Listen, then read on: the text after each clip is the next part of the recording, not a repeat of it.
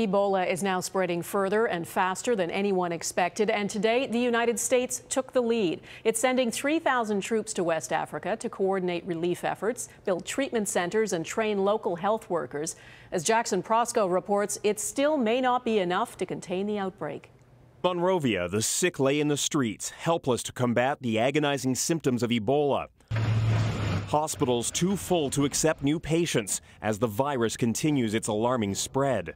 This health crisis we face is unparalleled in modern times. The UN says it needs $1 billion to fight the disease. The outbreak growing so fast, the World Health Organization believes the number of infected could rise further.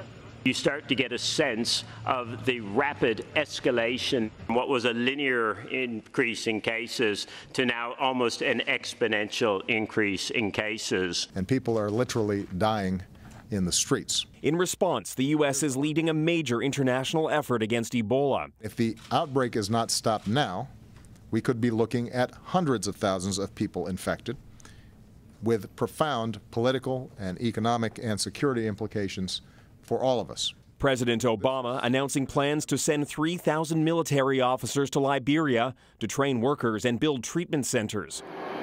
China is sending a mobile laboratory. Canada is sending $2.5 million worth of protective equipment for medical workers. It's not going to remain contained within West Africa unless we act very expeditiously and immediately. The international effort is up against local mistrust of medical officials.